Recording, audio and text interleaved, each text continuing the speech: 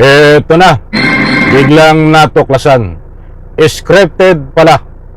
Itong biglang pagpatalsik, pagtanggal sa pwesto bilang PNP chief ni General Torre. Nako ho, ay nagkabistuhan na itong ginagawang kalukuhan nitong mga sangkot dito. Alright, welcome back to my YouTube channel. I'm Andy's Vlog.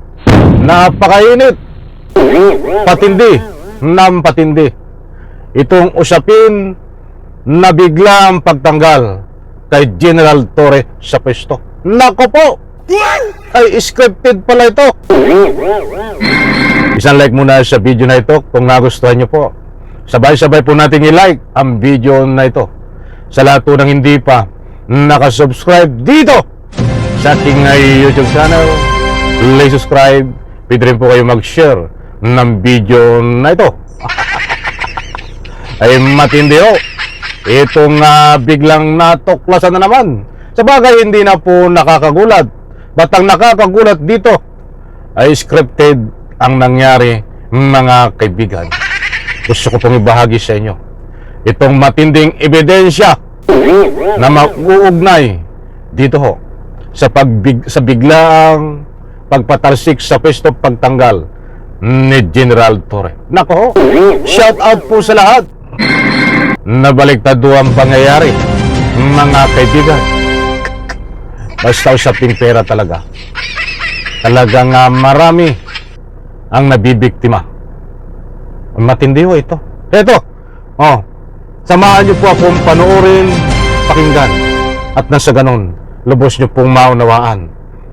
Ito ho, ipa-flash ko ho diyan sa screen itong mga ebidensya na nag-uugnay dito ho sa scripted na mga ginagawa tungkol dito sa pagtanggal ng biglaan kay General Torre. Huli! Ay huli kayo ngayon. Saan kayo pupulutin? Ibalik ni General Torre sa pwesto.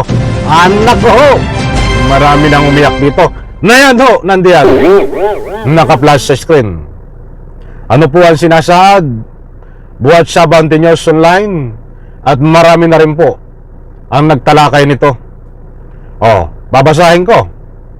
May kapangyarihan si dating Philippine National Police PNP Chief Nicolas Torre III na balasahin ang Police General kung pagbabasihan ang liham ni Executive Secretary Lucas Bersamin noong 2023. Ay bakit lumalabas? Sa investigasyon, lumalabas sa anumang balita na ang dahilan ay ang pagbalasa kay General Torre, mayroon daw na bypass. Subalit iba ho ang kinahuntungan habang lumalalim at tumatagal itong pagkasibak kay General Torre. Ito pa mga kaibigan, maliwanag ho, may kapangyarihan utos ni Bersamin noong 2023. Police General pwedeng ilipat ang mga pulis, mga kaibigan. Yan ay sa pamamagitan ho noong pinirmahan ni Bersamin. So makatuwid legal ho ang ginawang paraan ni General Torre, mga mahal kung taga-subaybay. Babasahin ho natin ang madalian ho ito. Sa liham ni Bersamin, sa noon ay kalihim ng Department of Interior, Local Government, DILG, Benar Abalos.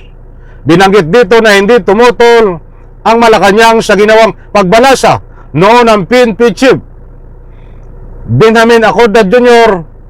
sa 8 general dahil saklaw ito ng kapangyarihan ng PNP. Maliwanag mga kaibigan. Ibilisan ko na po. Matatanda ang nasibak sa pwesto si Torre dahil sa sinuway umano nito ang utos ng Philippine National Police Commission NAPOLCOM na ibalik sa dating pwesto ang 13 police official na inilipat ng ibang pwesto kabilang si Police Lieutenant General Jose Melencio Nartates. Huwag po kayong aalis. sa bandang gitna ng ating tinatalakayo, ay dito ko po ibabahagi sa inyo kung bakit scripted ang ginawang pagtanggal kahit walang basihan, mga kaibigan.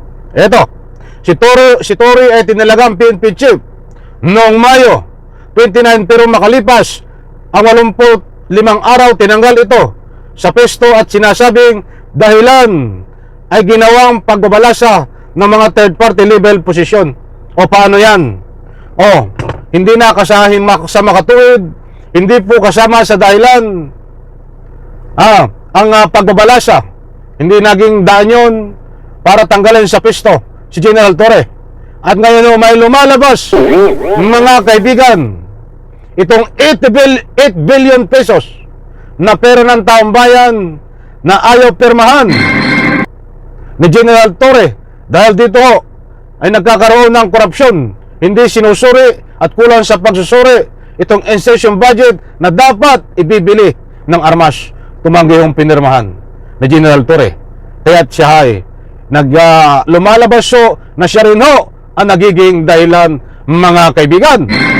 Ngayon ang tanong, tinanggi ng DILG ni Remulla. Biglang buhat doon sa nagtatago ito ayaw magsalita si Remulla. Itong DILG itinanggi na walang kinalaman doon ang 80 billion ang 8 billion pesos sa pagkakatanggal kay General Torre. Ngayon kaibigan, mabilisan nating isa-isahin kung ano ang gustong ipunto dito. Kung hindi naging dahilan ang 80 billion, mga kaibigan, ng pagkakatanggal, 8 billion, lagi na sasabing 8 billion. Kung hindi naging dahilan ang 8 billion sa pagtanggal kay General Torre, hindi rin po naging dahilan, mga kaibigan, itong hindi autorisado magbalasa, maglipat ng mga general. Maliwanag ang sinabi ni Bersamin, pwede maglipat. Yan din ang lumalabas dati, pero itinanggi na dahilan. Sinabi rin ni Remulla nang wala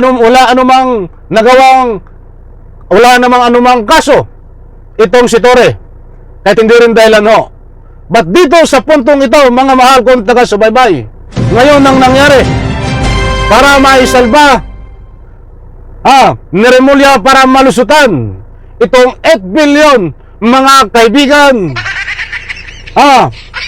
para hindi siya nga po lumihis ang isyo, may tangka lumalabas sa balita ngayon na itong si General Torre, dahil hindi kinaya sa usapin ng Napolcom, dahil mayroong usapin ng 8 billion, para hindi masabi na yun ang dahilan, 8 billion ang dahilan. Ngayon lumalabas ay isasangkot di umano itong si Torre dito sa usapin ng nawawalang sabongero.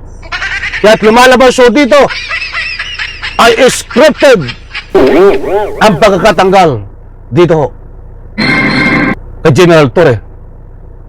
Binimulis talaga, ginawa ng paraan para sa ganun ang anomalya na kinasasangkutan ng sangkot dito ay mapagtakpan, mga kaibigan. Di umano, bigyan po natin ang parto dahil lumalabas ang the end ay isasangkot di umano si General Torre. Ba't wala pang kumpirmasyon yan, mga kaibigan? May nakuha po tayong impormasyon, balita, ba't bibigyan po natin ng linaw yan sa susunod natin vlog, mga kaibigan, para lang malihis ang isyo sa 8 billion. Gagawa ng paraan para masangkot itong si General Torre di umano dito sa nawawalang sabongero. Naniniwala po ba kayo in reaction kung sangkot si General Torre at itong si Fajardo? Dalawa sila Bigyan po natin ng linaw sa susunod nating vlog, mga kaibigan. Isang like po sa video na ito. Palakpakan.